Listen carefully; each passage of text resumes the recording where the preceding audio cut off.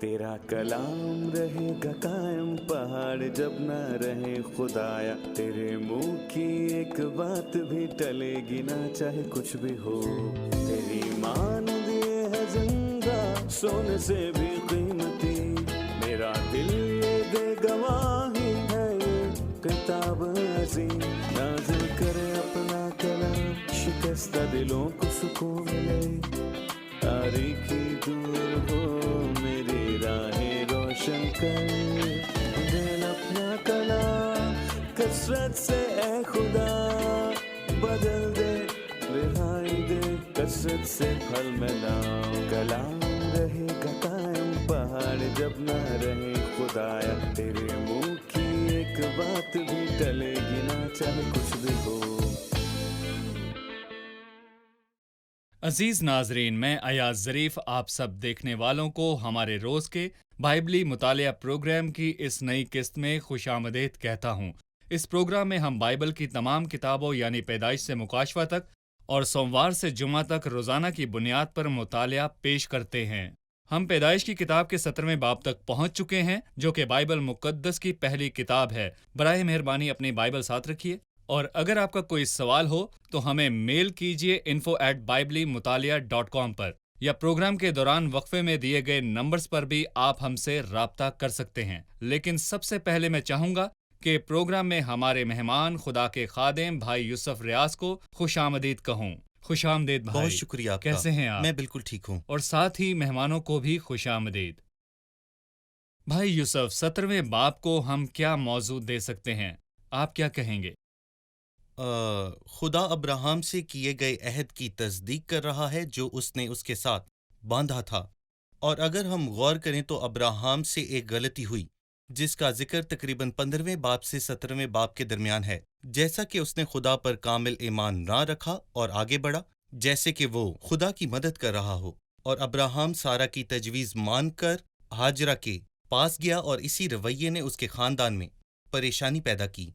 लेकिन खुदा अब्राहम पर जाहिर हुआ और उसको उसके कद पर दोबारा बहाल किया, और अब्राहम के साथ खुदा ने एक अहद बांधा और उसकी तस्दीक की, और उसका निशान खुदा ने खतना रखा था। फिर ये बाब खतने पर बात करता है जो कि अहद का निशान है। जी सही। मैं कुछ आयात पढ़ूंगा, फिर आपसे सवाल पूछूंगा। जी जरूर। जब अब्राम 99 बरस का हुआ तब खुदावंद अब्राम को नजर आया और उससे कहा कि मैं खुदाए कादिर हूँ, तू मेरे हजूर में चल और कामिल हो, और मैं अपने और तेरे दरमियान अहद बांधूंगा और तुझे बहुत ज्यादा बढ़ाऊंगा। तब अब्राम सरनुगू हो गया और खुदा ने उससे हम कलाम होकर फरमाया कि देख, मेरा अहद तेरे साथ है और तू बहुत कौमों का बाप होगा, और तेरा नाम फिर अब्राम नहीं कहलाएगा बल्कि तेरा नाम अब्राहम होगा, क्योंकि मैंने तुझे बहुत कौमों का बाप ठहरा दिया है। और मैं तुझे बहुत बरूमंद करूंगा और कौमें तेरी नस्ल से होंगी और बादशाह तेरी औलाद में से बरपा होंगे। और मैं अपने और तेरे दरमियान और तेरे बाद तेरी नस्ल के दरमियान और उनकी सब पुश्तों के लिए अपना अहद जो अब्दी अहद होगा बांधूंगा, ताकि मैं तेरा और तेरे बाद तेरी नस्ल का खुदा रहूं। और मैं तुझको और तेरे बाद तेरी नस्ल को कनान का तमाम मुल्क जिसमें तू परदेसी है ऐसा दूंगा कि वो दायमी मलकियत हो जाए, और मैं उनका खुदा हूंगा। देखें, जब खुदा अब्राहम पर जाहिर हुआ तो उसने कहा, मैं खुदाए कादिर हूँ, तू मेरे हजूर में चल और कामिल हो। बाइबल मुकद्दस अब्राम की एक मखसूस उम्र बताते हुए बयान करती है जब अब्राम 99 बरस का हुआ। हम इस हकीकी इल्हाम, लफ्जी तरतीब की दुरुस्तगी, उम्रों और नामों पर यकीन रखते हैं। इस तमाम तफसील के पीछे खुदा का एक मकसद है। आप इस बारे में क्या कहेंगे? मैं यहाँ दो बड़ी अहम बातों को देखता हूँ, जो कि पहली ये है, 16वें बाब और 17वें बाब के आगाज के दरमियान 13 साल का अरसा है। बाइबल मुकद्दस में 13 का अदद मनफी हैसियत रखता है। दरअसल अब्राहम ने इस अरसे में खुदा की तरफ से कोई रोया या कोई कलाम हासिल नहीं किया था। ये उसकी जिंदगी का मनफी दौर था। यहाँ हम ईमान के हीरो अब्राहम की जिंदगी के इस दौर को खोया हुआ दौर भी कह सकते हैं, खास तौर पर जब वो जिस्मानी तौर पर हाजरा के पास गया। जी। عدد 13 کا پہلی دفعہ ذکر ہم پیدائش کی کتاب کے 14ویں باب میں پڑھتے ہیں۔ متن یہ کہتا ہے کہ انہوں نے قدر لا عمر کے خلاف بغاوت کی، اس لیے عدد 13 بھی بغاوت کی بات کرتا ہے۔ اور ہم یہ بھی دیکھتے ہیں کہ یہاں پر یرو کی دیوار کو گرایا جاتا ہے۔ جب اسرائیل نے اس کے گرد 13 چکر لگائے، 6 دن میں ایک بار اور 7ویں دن میں 7 بار چکر لگائے۔ اور ہم یہ بھی جانتے ہیں کہ آستر کی کتاب میں 13 کا عدد شیطانی عدد ہے، اور یہ مہینے کا 13واں دن تھا جب حمان نے یہودیوں کے خاتمے کا حکم دیا تھا۔ ہم مرکز 7:21 میں لوگوں کے دلوں میں رہنے والی برائی کے بارے میں پڑھتے ہیں۔ یہاں خداوند نے جسم کی 13 برائیوں کا ذکر کیا تھا۔ ہم 39 کوڑوں کے بارے میں بھی پڑھتے ہیں جو کہ 13 کے عدد کی نمائندگی کرتا ہے۔ ہم دیکھتے ہیں کہ بائبل میں عدد 13 بغاوت، نافرمانی اور برائی اور جھوٹ کو ظاہر کرتا ہے، لیکن خدا کا شکر ہو جو تبدیلی اور بحالی کو لاتا ہے۔ ابراہم کی عمر کا ذکر کرنا بہت اہم ہے۔ نمبر 99 مثبت مفہوم رکھتا ہے اور یہ 9 بار 11 ہوتا ہے۔ 13 کے برعکس 9 روح القدس کو بیان کرتا ہے، اور نمبر 11 خوشی اور فضل کی نمائندگی کرتا ہے۔ در حقیقت ہم اس باب میں ابراہم کی ہنسی اور پھر اگلے باب میں سارہ کی ہنسی کے بارے میں پڑھتے ہیں۔ مزید پیدائش کے 21ویں باب میں سارہ یہ کہتی ہے کہ خدا نے مجھے ہنسایا اور اس سبب سے اب سب میرے ساتھ ہنسیں گے، اور خدا نے ہمیشہ کی طرح منظر تبدیل کر دیا۔ صحیح، خدا کے ابراہم کو اولاد بخشنے کے وعدے کو 25 سال گزر گئے، لیکن میں یہاں پر یوں کہنا چاہوں گا کہ انسانی طور پر دیکھا جائے تو یہ لمبا عرصہ انسانی اولاد کی امید کو ختم کر دیتا ہے۔ یہاں پر ہم خدا اور انسان کے نظریات میں فرق پر حیرت زدہ ہیں۔ خدا 99 کا ذکر کرتا ہے جو کہ تقریباً 100 سال کی عمر کی نشاندہی کرتا ہے۔ خدا ابراہم سے کیا وعدہ نبھائے گا کیونکہ اس میں ایک مقصد ہے۔ خدا ہماری قوت ختم ہونے کا انتظار کرتا ہے تاکہ وہ اپنی قوت دکھائے، اور اگر ہم زور آور ہوں تو خدا اپنا زور نہیں دکھاتا۔ میں کہوں گا کہ انسان کا خاتمہ خدا کی مداخلت ہے۔ ٹھیک ہے، ہمیں خدا قادر کے الفاظ کو گہرے طور پر دیکھنے کی ضرورت ہے۔ جب خدا نے ابراہم سے کہا میں خدا قادر ہوں، میرے حضور میں چل اور کامل ہو، آپ کیا کہیں گے بھائی؟ جی، خدا قادر خدا کے ناموں میں سے ایک نام ہے جو ہم پسند کرتے ہیں، اور اس کا مطلب یہ بھی ہے کہ ہمارا خدا سب کچھ کر سکتا ہے۔ اور یہ پہلا موقع ہے کہ ہم خدا قادر کا نام پڑھ رہے ہیں، لیکن اس سے پہلے ہم نے خدا ہی پڑھا تھا، جیسے کہ خداوند، یہودا، حق تعالیٰ، اور یہاں ہمیں ایک نیا نام ملتا ہے، خدا قادر جو سب کچھ کر سکتا ہے۔ جیسا کہ خدا نے ابراہم سے کہا مجھے تیری مدد کی ضرورت نہیں، میں خدا قادر ہوں، بس تجھے یہ کرنا ہے کہ میری حضوری میں چل اور کامل ہو۔ اور میں آپ کو بتانا چاہتا ہوں کہ یہاں پیدائش کی کتاب میں خدا قادر کا ذکر 3 دفعہ کیا گیا ہے، ایک دفعہ 35ویں باب میں، اور پھر ایک دفعہ 48ویں باب میں، اور تیسری دفعہ 49ویں باب میں۔ میں آپ کے لیے ان کو پڑھنا چاہوں گا، مگر اس سے پہلے میں آپ کو یہ یاد دلانا چاہتا ہوں کہ جب پہلی دفعہ ایوب پر خدا ظاہر ہوا تو اس نے اس کا نام تبدیل کر دیا تھا۔ ہم پیدائش 35:5 میں پڑھتے ہیں، اور یعقوب کے فدان ایرام سے آنے کے بعد خدا اس پر ظاہر ہوا اور برکت دی۔ خدا نے اس سے کہا کہ تیرا نام یعقوب ہے، تیرا نام آگے کو یعقوب نہ کہلائے گا بلکہ تیرا نام اسرائیل ہوگا، اور خدا نے اس کا نام اسرائیل رکھا۔ اور خدا نے کہا کہ میں قادر مطلق ہوں۔ انسان بغیر کسی پریشانی کے اپنا نام تبدیل نہیں کرتا، لیکن کوئی بھی ہماری زندگی کو تبدیل نہیں کر سکتا، بس خدا ہے جو ہماری زندگیوں کو تبدیل کرتا ہے، کیونکہ وہ قادر مطلق خدا ہے۔ ہم پیدائش کی کتاب کے 48ویں باب کی 3 آیت میں پڑھتے ہیں کہ ہمارا خدا قادر مطلق خدا ہے، اور کلام مقدس میں یہ بھی لکھا ہے کہ یعقوب نے یوسف سے کہا کہ خدا قادر مطلق مجھے لوز میں دکھائی دیا۔ اور یہ تعجب کی بات نہیں ہے جب یعقوب نے یوسف کو 49ویں باب میں برکت دی اور یہ خوبصورت الفاظ کہے، یہ تیرے باپ کے خدا کا کام ہے اور وہی تجھے برکت دے گا۔ ہم نے دیکھا کہ وہ خدا قادر مطلق ہے جو ہم سب کو برکت دیتا ہے اور کڑواہٹ کو مٹھاس میں بدل دیتا ہے۔ ابراہم 100 سال کی عمر کو پہنچ گیا جو مرنے کے قریب تھی۔ اس نے اولاد ہونے کی تمام امید کھو دی۔ صحیح، خدا اس پر قادر مطلق کے طور پر ظاہر ہوا تھا، ایل شیدائی، خدا جو سب کچھ کر سکتا ہے۔ سچ میں وہ سب کچھ کر سکتا ہے۔ ہمیں کبھی بھی نا امید نہیں ہونا چاہیے کیونکہ خدا سب کچھ کر سکتا ہے۔ ہم ایک چھوٹے سے وقفے کے بعد دوبارہ حاضر ہوں گے۔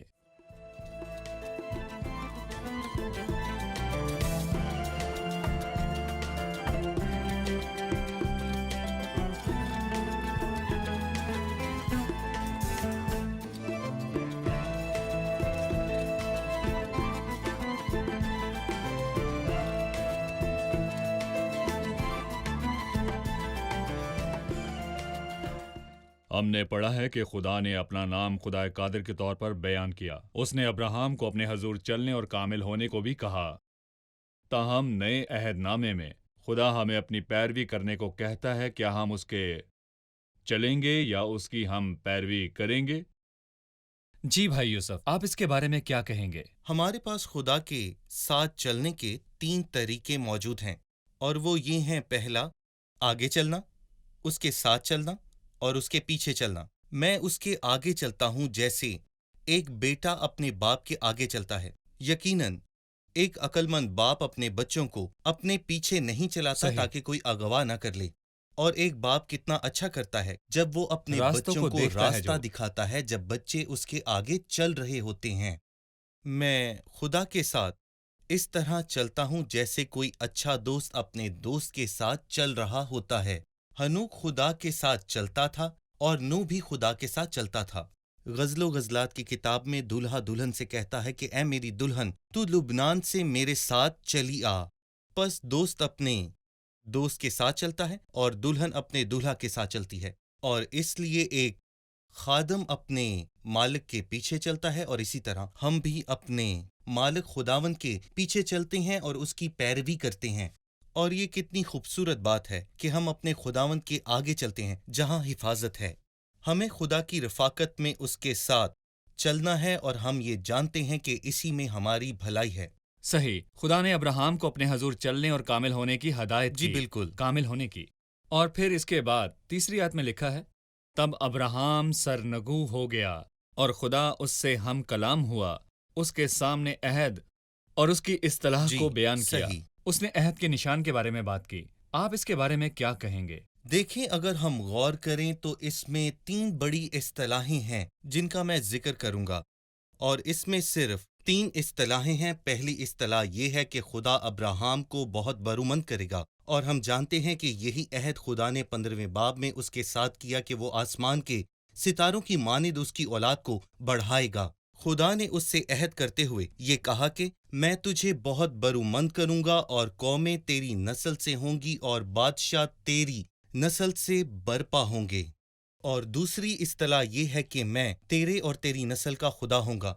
और दूसरे अल्फाज में खुदा अब्राहम को बता रहा है कि मैं तुझे जानता हूं और तेरा मेरे साथ रिश्ता होगा। और तीसरी इस्तलाह ये है कि मैं तेरी नस्ल को मुल्क केनान दूंगा जिसमें तू परदेसी होगा। लिहाजा ये 3 इस्तलाहें हैं। पहली अनगिनत औलाद, और दूसरा कि ये उनमें खास रिश्ता होगा, और तीसरी ये कि खुदा उनको मुल्क केनान देगा। सही।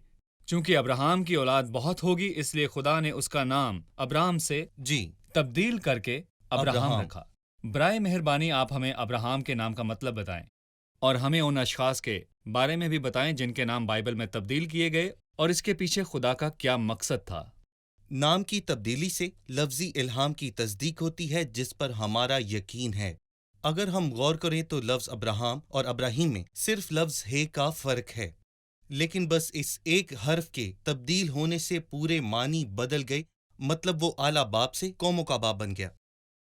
इसका मतलब है कि नाम तब्दील करने के पीछे खुदा का कोई खास मतलब हो, जैसे कि वो उससे कह रहा हो कि ना सिर्फ तू एक आला बाप बनने जा रहा है बल्कि तू कौमों का बाप बनेगा। नए अहदनामे में हम देखते हैं कि अब्राहम सबका बाप है, यानी उसे तमाम ईमानदारों का बाप कहा गया। अब्राहम के अलावा जिन लोगों के नाम को खुदा ने तब्दील किया उनमें से एक याकूब है। खुदा ने याकूब का नाम बदलकर इसराइल रखा। याकूब का खुदा से रिश्ता कायम होने से पहले अस्सू ने याकूब को धोखेबाज कहा था, और कहा कि क्या इसका नाम याकूब नहीं, ये दूसरी दफा है कि इसने मेरा फायदा उठाया है। और याकूब ने गुस्से में कहा कि पहले इसने मेरे पैलौठे होने का हक छीना और फिर मेरी सारी बरकत भी ये छीन कर ले गया।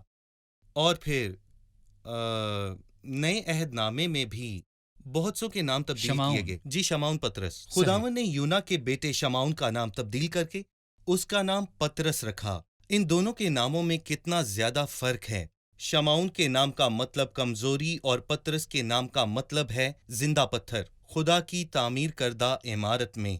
जब्दी के बेटे यूहन्ना और याकूब दोनों के नाम बदलकर खुदा ने गिरज के बेटे रखा। जैसा कि मैंने आपसे पहले कहा कि खुदा बस नाम ही नहीं बदलता بلکہ شخصیت بدل دیتا ہے۔ صحیح، جس شخص کا نام تبدیل کیا اس پر اپنے اختیار کا بھی اعلان صحیح، کیا۔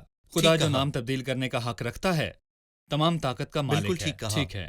بعد میں خدا نے ابراہام کو 9ویں آیت میں بتانا شروع کیا، پھر خدا نے ابراہام سے کہا کہ تو میرے عہد کو ماننا اور تیرے بعد تیری نسل پشت در پشت اسے مانے، اور میرا عہد جو میرے اور تیرے درمیان اور تیرے بعد تیری نسل کے درمیان ہے اور جسے تم مانو گے سو یہ ہے کہ تم میں سے ہر ایک فرزند نرینہ کا ختنہ کیا جائے۔ خدا نے ختنے کے بارے بات شروع کی۔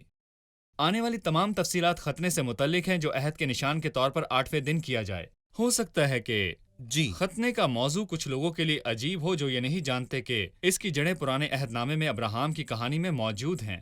آپ اس کے بارے میں کیا کہیں گے؟ جسمانی ختنے کے معنی کافی مشہور ہیں، لیکن افسوس کی بات یہ ہے کہ بنی اسرائیل اور مذہبی فرقوں نے اس کے روحانی معنی کو بہت برے طریقے سے پیش کیا۔ ان دونوں گروہوں نے دل کی حالت پر توجہ دینے کی بجائے بیرونی رسم و رواج کو زیادہ اہمیت دی۔ یہاں پر میں یوں کہوں گا کہ پالوس رسول نے رومیو کے خط کے 2 باب میں یوں کہا، کیونکہ وہ یہودی نہیں جو ظاہر کرتا ہے اور نہ ہی وہ ختنہ ہے جو ظاہری اور جسمانی ہے۔ میرے خیال صحیح۔ سے یہودی صرف بیرونی رسومات پر عمل کرنا جانتے ہیں۔ جانتے تھے۔ جی جانتے تھے، وہ بیرونی رسم و رواج پر عمل کرتے، اور یوں لکھا ہے بلکہ یہودی وہ ہے جو باطن میں یہودی ہے، اور ختنہ وہی ہے جو دل کا ہے اور روحانی ہے، نہ کہ لفظی۔ اس کی تعریف آدمیوں کی طرف سے نہیں بلکہ خدا کی طرف سے ہوتی ہے۔ مجھے یاد آیا فلپیوں 3 باب میں 2 گروہوں کا ذکر ہے، پہلا کاٹنے والا اور دوسرا روحانی ختنہ۔ دیکھیے، کاٹنے والا گروہ جسمانی ختنے کے بیرونی نشان پر عمل پیرا ہے۔ پالوس رسول نے گلتیوں میں کہا ہے، کیونکہ ختنہ کرنے والے تمہارا ختنہ اس لیے کرنا چاہتے ہیں کہ ہماری جسمانی حالت پر فخر کریں بغیر کسی روحانی تبدیلی کے۔ فلپیوں کے 3 باب میں پالوس رسول ان لوگوں کے بارے میں ذکر بھی کرتا ہے۔ جسمانی ختنے کی تعلیم سے ہم خبردار ہیں، لیکن جو روح کی ہدایت سے عبادت کرتے ہیں، پالوس مزید کہتا ہے، اور جسم کا بھروسہ نہیں کرتے۔ یہ ختنے کا روحانی معنی ہے جب ہم جسم پر بھروسہ نہیں کرتے، اور یہ کتنی خوبصورت بات ہے کہ ختنے کا موضوع یہاں پیدائش کے 17ویں باب میں آتا ہے، بلکہ تب جب ابراہام جسم پر بھروسہ کرتا ہے، جیسا کہ خدا نے اس سے کہا کہ مجھے تیری مدد کی ضرورت نہیں۔ جسم پر بھروسہ نہ کرو، اور جو چیزیں نہیں ہیں وہ ان کو اس طرح بلاتا ہے کہ جیسے وہ ہیں۔ ہم کلسیوں 2 میں بھی ختنے کی اعلیٰ تعلیم کو پڑھتے ہیں۔ پالوس کلسیوں کی کلیسیا کو بتاتا ہے کہ اسی میں تمہارا ایسا ختنہ ہوا جو ہاتھ سے نہیں ہوتا، یعنی مسیح کا ختنہ جس سے جسمانی بدن اتارا جاتا ہے جب صلیب پر مسیح کی موت ہوئی، وہ موت جو خدا نے ہمارے لیے برداشت کی، اور یہی سچ ہے، اور ہم نے جسم کو اتار دیا اور وہی اس کے ساتھ ہوا۔ جو جی پرانا ہاں، انسان ہے؟ ہم نے پرانی صحیح۔ انسانیت کو اتار دیا اور ہمارا بھروسہ جسم پر نہیں، یہی سچ ہے۔ یعنی کلسیوں 2 کے مطابق ختنہ مسیح کی موت کی طرف اشارہ ہے، نہ کہ ایک بچے کی طرح 8ویں دن ختنہ۔ مسیح کا ختنہ نہیں۔ جی۔ لیکن مسیح کے ختنے جی۔ کے بارے میں یہاں بہت بڑا فرق ہے۔ مسیح کا ختنہ شریعت کے تحت زمین پر پیدا ہونے کے 8 دنوں کے بعد کیا گیا، اور یہی مسیح کا ختنہ ہے جب وہ صلیب پر موا۔ ہم مسیح کی موت کے بارے میں بات کر رہے ہیں۔ وہ ممسوح قتل کیا جائے گا اور اس کا کچھ نہ رہے گا۔ صحیح۔ مندرجہ ذیل آیات میں ختنے کے بارے میں بتایا گیا ہے جو پیدائش سے 8ویں دن انجام دیا جاتا ہے، جس میں ہر ایک مرد، خود ابراہام، گھر میں پیدا ہونے والا ہر شخص، اور یہاں تک کہ پیسوں سے خریدا گیا اجنبی بھی شامل ہے۔ صحیح۔ ختنے میں بغیر استثناء کے ہر کسی کو کیوں شامل کیا گیا ہے؟ یہ ختنہ جسمانی عہد کا نشان ہے، اور جو کوئی اس میں برکت پانا چاہتا ہے وہ اس عہد کے نشان میں شامل ہو سکتا ہے۔ اس کو اپنے جسم پر لیں۔ جب ہم خروج 12ویں باب میں فسح تک پہنچیں گے، جہاں ہر کوئی اجنبی جو فسح میں شامل ہونا چاہے وہ پہلے اپنا ختنہ کرائے، کیونکہ ختنہ ضروری تھا۔ صحیح۔ اگر ختنہ نہ کرائے تو فسح بھی نہیں کھا سکتا۔ پس اگر کوئی برکت لینا چاہتا ہے تو پہلے اس اصطلاح کو پورا کرے۔ پس میں یہاں یہ کہنا چاہتا ہوں کہ ہم مسیح کی موت سے محظوظ نہیں ہو سکتے جب تک کہ ہم اپنی پرانی انسانیت اور پرانے جسم کو اتار نہیں دیتے۔ تو خلاصہ یہ ہے کہ ہم نے سیکھا کہ ختنہ عہد کا ظاہری نشان ہے جو خدا نے ابراہام اور اس کی اولاد کے ساتھ باندھا۔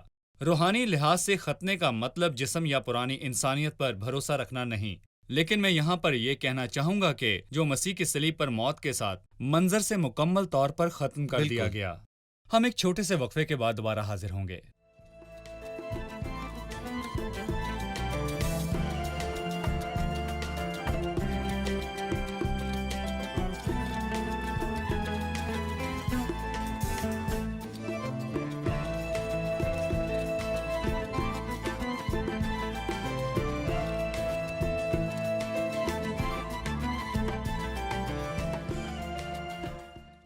ہم نے ابراہیم کے نام کو ابراہم میں تبدیل کرنے کی اہمیت کو دیکھا۔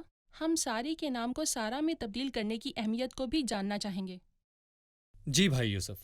ساری کا مطلب ہے میری شہزادی، وہ ابراہم کی شہزادی تھی، لیکن اس کے برعکس میں یہ کہوں گا کہ سارا کا مطلب ہے شہزادوں کی ماں۔ وہ صرف اپنے شوہر ابراہم کی شہزادی نہیں تھی، بلکہ وہ خداوند کے سارے خاندانوں کی شہزادی تھی۔ میرا ایمان ہے کہ پطرس اپنے پہلے خط میں لکھتا ہے جہاں وہ ایماندار خواتین سے مخاطب ہوتا ہے، اگر تم بھی نیکی کرو اور کسی ڈراوے سے نہ ڈرو، لیکن صرف اپنے خداوند کے خوف میں زندگی گزارو، تو تم یقیناً اس کی بیٹیاں ہوگی۔ جب خداوند اپنے لوگوں کو بلاتا ہے تو وہ ان کی ہمیشہ صلاح کرتا ہے۔ سارا صرف ابراہم کی شہزادی نہ رہی، بلکہ وہ ان تمام خاندانوں کی شہزادی بن گئی اور جو اس کو نمونہ بنا کر اس سے سبق سیکھتے ہیں۔ صحیح بھائی یوسف، جب خدا نے ساری کا نام تبدیل کر کے سارا رکھا تو 16ویں آیت میں لکھا ہے، اور میں اسے برکت دوں گا اور اس سے بھی تجھے ایک بیٹا بخشوں گا۔ یقیناً میں اسے برکت دوں گا کہ قومیں اس کی نسل سے ہوں گی اور عالم کے بادشاہ اس سے پیدا ہوں گے۔ بائبل 17ویں آیت میں بتاتی ہے، تب ابراہم سرنگو ہوا اور ہنسا۔ ابراہم کی یہ ہنسی کس قسم کی تھی؟ کیا وہ ایمان والا تھا یا بے ایمان تھا؟ کیا وہ شک یا یقین کو ظاہر کرتا ہے؟ بائبل اس کی وضاحت نہیں کرتی، لیکن میرا ایمان ہے کہ جیسے رومیو 4 باب سے ہم سمجھتے ہیں کہ ابراہم نے سبق سیکھا جب خداوند اس پر ظاہر ہوا اور اس سے کہا کہ تو میرے حضور چل اور تو کامل ہو۔ ابراہم کا رد عمل ایسا لگتا ہے جیسے وہ کہہ رہا ہو کہ خداوند مجھ سے خود مخاطب کیوں ہوا، اس لیے میں اس پر یقین کروں گا اور اس کے عہد کے نشان پر شک نہیں کروں گا۔ اگرچہ کہ میں 100 سال کا اور سارا 90 برس کی ہے، پھر بھی رومیو میں ابراہم بڑے واضح طور پر اس رویا کو بیان کرتا ہے جو رومیو کے خط کے 4 باب کی 19ویں آیت میں ہے، اور وہاں یوں مرقوم ہے، اور وہ جو تقریباً 100 برس کا تھا، باوجود اپنے مردہ سے بدن کے اور سارا کے رحم کی مردگی پر لحاظ کرنے کے ایمان میں ضعیف نہ ہوا، اور نہ ہی بے ایمان ہو کر خدا کے وعدے پر شک کیا، بلکہ ایمان میں مضبوط ہو کر اس نے خدا کی تمجید کی۔ ترجمے میں کچھ مختلف لفظ استعمال کیے گئے ہیں، لیکن مفہوم ایک ہی ہے۔ جیسے لکھا ہے کہ جب اس نے اپنے جسم پر غور کیا تو وہ ایمان میں کمزور نہ ہوا، یا جب اس نے سارا کے بانجھ رحم پر غور کیا تو دیکھا کہ وہ بانجھ ہے، لیکن اس نے اپنا ایمان کمزور نہ کیا بلکہ خدا پر ایمان میں مضبوط ہوا۔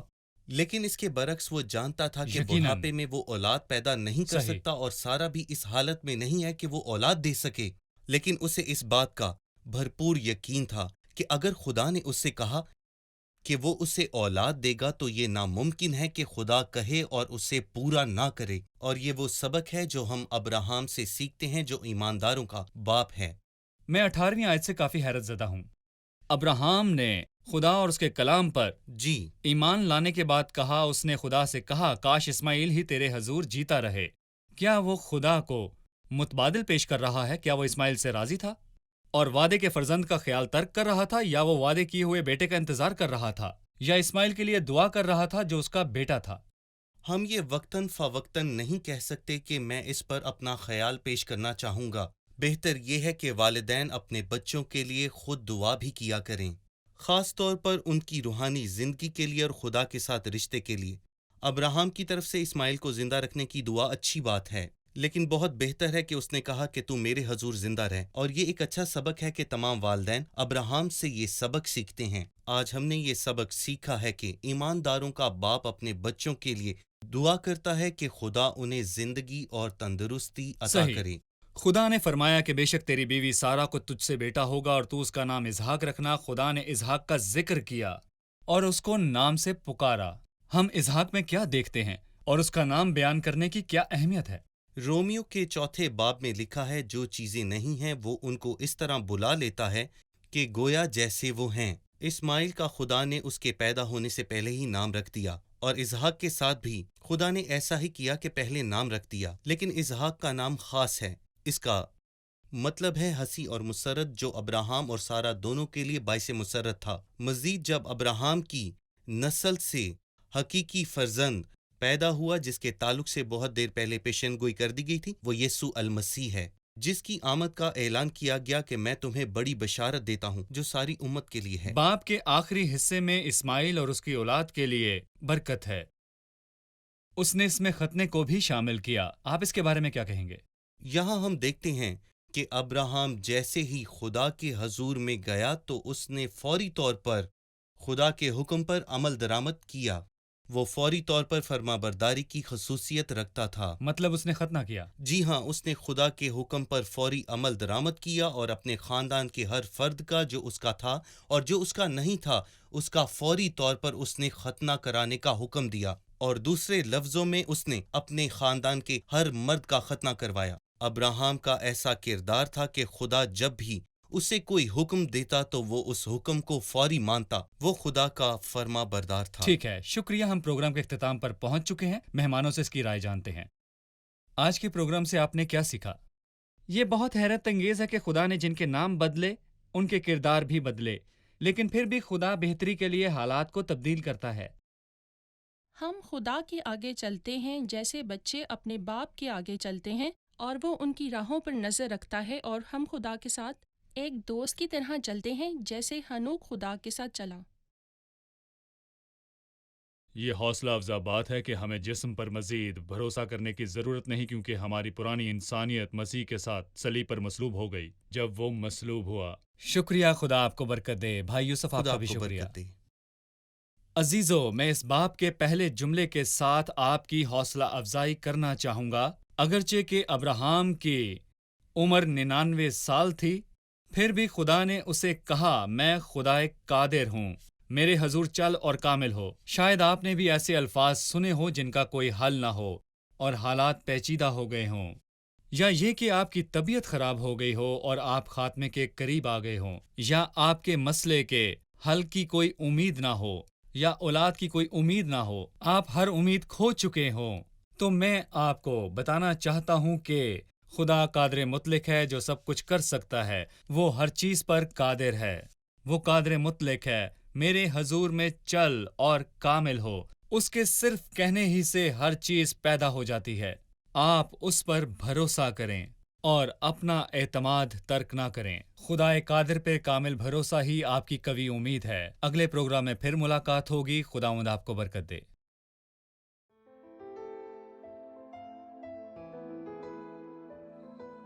تیرا کلام رہے گا قائم، پہاڑ جب نہ رہے خدایا، تیرے منہ کی ایک بات بھی ٹلے گی نہ، چاہے کچھ بھی ہو۔ تیری مانند یہ ہے زندہ، سونے سے بھی قیمتی، میرا دل یہ دے گواہی ہے، یہ کتاب عظیم نازل کرے اپنا کلام، شکستہ دلوں کو سکون ملے، تاریکی دور ہو میری راہیں روشن کر، دل اپنا کلام کثرت سے اے خدا بدل دے، رہائی دے کثرت سے پھل ملاؤ۔ کلام رہے گا قائم، پہاڑ جب نہ رہے خدایا، تیرے منہ کی ایک بات بھی